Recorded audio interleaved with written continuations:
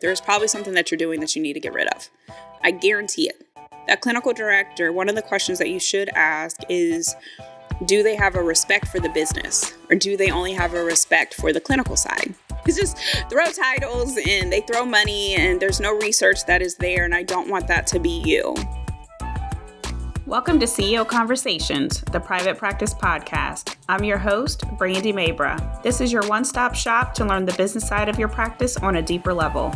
On this show, we empower you to own your CEO status to scale your practice for growth, sustainability, and profit. Listen in as we talk about how to market your practice to gain more visibility, hire, build, and engage your ride or die dream team, create streamlined operations, and make financial decisions as a CEO. It's time to show up as a confident leader to create a practice and life you love. Let's get started. Hello.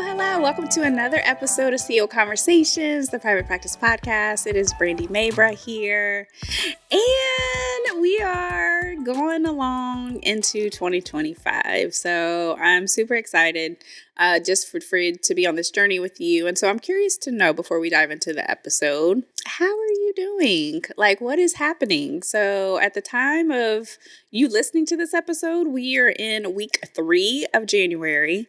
And how's that going for you? Are you on track? Are you being bombarded? Is your team helping you? Is your team not helping you? Are you helping yourself? Are you still on track for your goals? Or are you like, man, I set these intentions and I just don't know. I just don't know. So there could be all kinds of things that could happen. But for today's conversation, we are going to talk all about leadership roles and what kind of leadership support do you need. And so this is an important conversation because one of the things I see, and it breaks my heart, is where people will hire so-called leadership, and I'm saying that in quotes, and not have true leadership, right? Because the person that they've hired has never led before, they don't have that experience, or maybe they're learning, maybe they had leadership potential. The other thing is that I see people hire that type of role, like a COO or an operations director, or throw these really big title names, and the price point is so out of whack that it's killing their practice. So those types of practice, we've had to definitely descale and pull back and rework. And, so you want to make sure that as you're hiring leadership positions, that you are being strategic about it and you are not overextending yourself, right? So really, when you're thinking about the leadership roles inside of your practice, it comes down to a couple different titles. And I'm saying a couple different, but really it's a lot of different titles. But let's talk about with top line leadership. So my experience when it comes to practices, so I've built and grown a lot of practices over the years, and I have been what's called in the C-suite.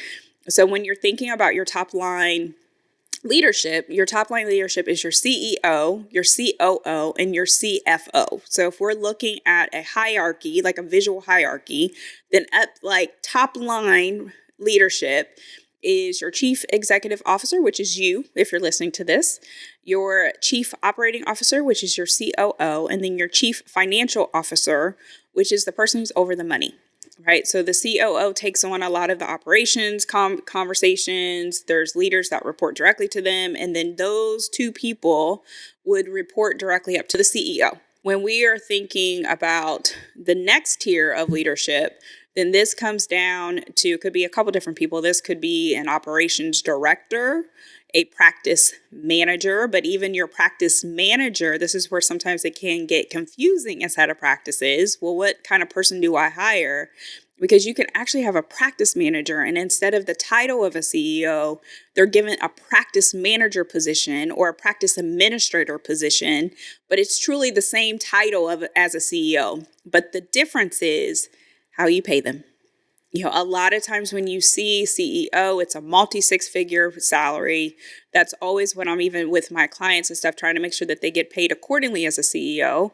But if you were to go and pull some of these salaries and things, they're very lucrative, right? When it comes to that. So as you're hiring for some of these leadership positions, You don't want to get pulled into why I posted a position for a practice administrator, or I posted a position for a practice manager, and they want me to pay them, $150,000 a year. Well, of course they do, because that's what you posted for. And so you want to make sure that the titles are in alignment. So, and it's different, and it's not by specialty. It's just more or less the size of your practice and what you need. But for that tier, there could be a practice manager, practice administrator. Also, there could be a clinical director, a clinical manager. That would be more or less like people, the next level of people outside the C-suite that is responsible for implementation, holding the team accountable, making sure that projects are on track, things are running smoothly, financial targets are being hit, patients are being treated well. Like all of that falls onto that leadership team, right? And so they're there to make sure that things are moving forward and to definitely be supportive. Now, these leadership tiers are based on the amount of revenue. So even as I'm going through this would be for, like, this structure would be for somebody who is in multi-million. I'll be honest, a lot of times people will have this even at 7 figures, and it feels tough and challenging because it's a multi-million dollar business model. When you start to say, oh, I have a COO, I have a practice manager, I have a clinical director, I have a CFO, I am the CEO. Well, if you tell me those are your leadership people, I'm automatically going to be looking on your P&L for at least 2 million plus. And I'll even say 5 all the way up to 10 million.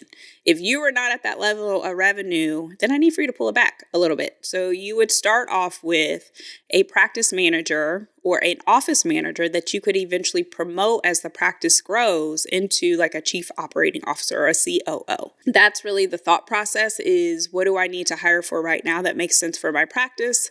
And then what does that look like as the practice expands?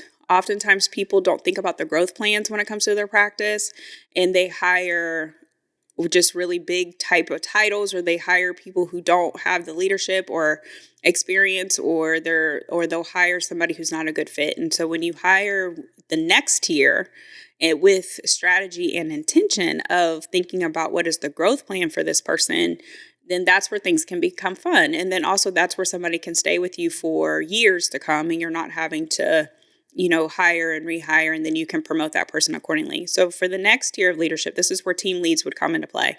So your team leads, you could have a clinical team lead, a billing lead, a administrative lead. And so more or less, it's a way for you to get some things off of your plate and to delegate to other people. So that way you can go ahead and not be in the weeds of things and still have people who are growing into leaders. So for example, I've had team leads over clinical staff and team leads over the administrative staff. And I would meet with them as a core leadership team because they're my leads, and then I train them up. And so I'm training them up because for my clinical lead, eventually I'm going to train you to be a clinical manager, and I'm going to train you to be my clinical director, right? For my administrative person, I'm eventually going to train you up, and you're going to help me more or less with operations, and you're going to move into that COO. So it's actually sometimes 2 separate tracks.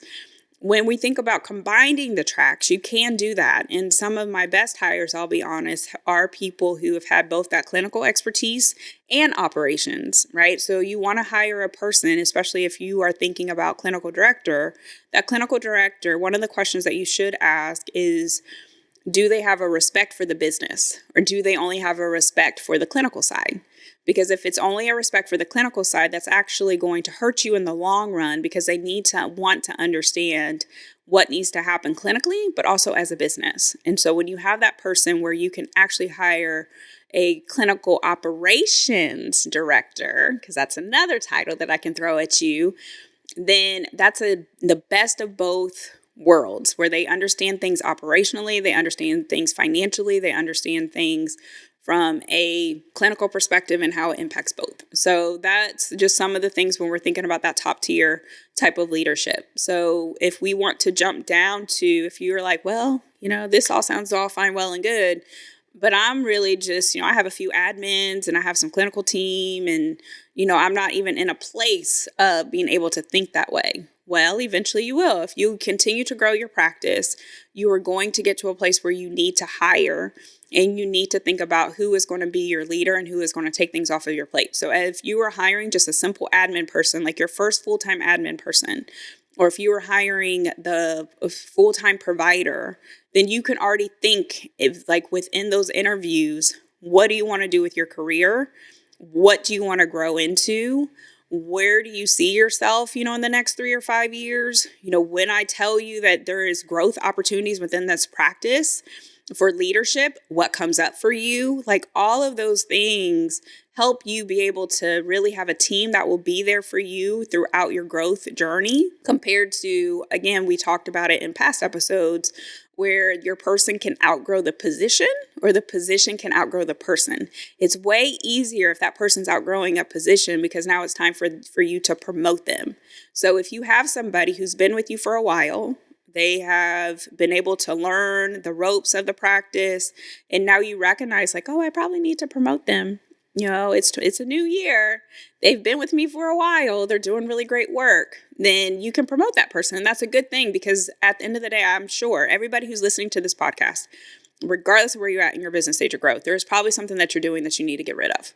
I guarantee it. There's something that you're keeping on your plate that you're just like, man, I can do it. I need to do it. But it's keeping you stuck and it's costing you money.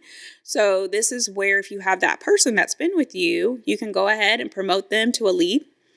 And you can go ahead and give them some additional responsibility. So that's really the thought process. It's more or less like not just hiring, well, I have a VA, and that's a short-term stop. A lot of times people implement or think about implementing or hiring the person, and they're implementing like a business model that's not for long term, right? Because you are in a place of always growing. Your practice is always evolving, and your practice will continue to evolve until you decide, okay, the business stage of growth that I'm at, I'm good. Or if you are in a place of, I just want to sell it. But if that's not the case, things are going to continue to happen in your practice. Your practice is a living, breathing thing, and you are a living, breathing person. So as long as that's happening and your team is working inside of it, you have to plan accordingly too. So just to sum that up and to make sure that it makes sense, when you're hiring your first tier of people, so this would be like the first administrative person or the second administrative person or even the first biller or the first provider, the third provider, fourth provider. You want to make sure that you're hiring with leadership in mind and growth in mind, and asking, what do they want to do with their career? When you are thinking about the actual next level, which would be team leads, that's always a possibility. The only time that you would skip that is if you have the revenue, or if there's enough activities on that job description where you can justify for that lead to be turned into a manager. So when we're thinking about administrative side, then that would be your office manager. If you were doing an office manager, then that is a full-blown management position. Or if you were doing the clinical, so clinical lead to a clinical manager or a clinical supervisor, because there's that title too. And so from that, the next stop would be your actual director level. So you are now a practice manager or an operations manager. You could be an operations manager. There's so many titles. You could be you can actually be an operations manager. That is something. Or with the office manager, though, you could be a operations director, or with the clinical lead, clinical supervisor, from clinical supervisor to a clinical director. So, and then from the clinical director, from the director level ship, or even from the operations director, or director of operations, however you want to coin it, then now you're growing that person into either a practice manager or a practice administrator, or you're promoting them to a COO, or you're promoting them to a clinical director. And you could even promote that person if you wanted to do like an executive director of clinical operations. Like, you can do all kinds of things. People make up leadership titles too. But the whole point of it is that you're now putting them into a C-suite. When we think about you and you as the CEO, there's two things. You can always remain as the CEO, but if you get to a place where you are actually outworking yourself out of the job, especially if you want to sell your practice, then you need to think about, does your leadership have the capability to move as you? So if you are in a place of, we're going to sell it, great. That's where you are grooming your COO to go ahead and step into the CEO role, or even if your clinical director is savvy enough and they understand that business side, they understand the operations side, then you could actually move them into a CEO role, and you could move out and be on a board, to be on the board of your own practice. So it's really interesting once we dive into this. There's so many nuances, and I think where I get frustrated is people I don't know, they just throw titles and they throw money, and there's no research that is there. And I don't want that to be you. So there is a level of sophistication, especially when you start to think about your leadership team, and don't give away the titles so easily, but you can always manage up somebody. So if you have a team member who has a strong work ethic, and who makes your life easier, who you can see the leadership potential is there, great. You don't have to throw the title. What you can do is you can talk to them about taking on additional projects. You can talk about what their growth plan is. You can always give them a raise or whatever their love language is when it comes to how they want to be incentivized. And then you can bring them along, and you're still grooming them and mentoring them in order to be able to benefit the practice, but you're not overextending yourself financially or tapping into that profit, right? So we want to be in a place where we are leveraging our teams through all the different angles. And you can do that when your teams have different responsibilities. They're willing to pitch in, they're willing to take on additional projects. And that comes from you. So that comes from you. And so a lot of times people get lost in this, and they'll implement something that they see somebody else doing, and it's not the right practice model for you. It's not the right leadership model for you. The pay is too much. You are just hurting yourself. That person might have 55 providers and 10 locations, and you don't really know that. Or that person might even not be profitable. And here you are let me hire this, whole leadership person, but they're P&L, they're in the red. So you just don't know. So you always want to do what is best for your practice. I call it focus on your focus. And you want to make sure that you are doing exactly what your budget can afford, what your practice needs, what your business culture dictates, what the people inside of your practice, because even with the multi-sites of locations that I've had to manage, each location had a different personality because of the people who worked in it. So it's very hard when you start to implement what other people are doing. You can take the inspiration, and you can always take what do you think, or what happened when you did this? But also you have to make sure that you are only implementing what makes sense for your practice. I cannot say that enough. So that's the leadership conversation, leadership team. If you have any questions, or if you need additional support, definitely go ahead and check out our Freedom Formula workshop. That is all the information for our Freedom Formula workshop is in the show notes.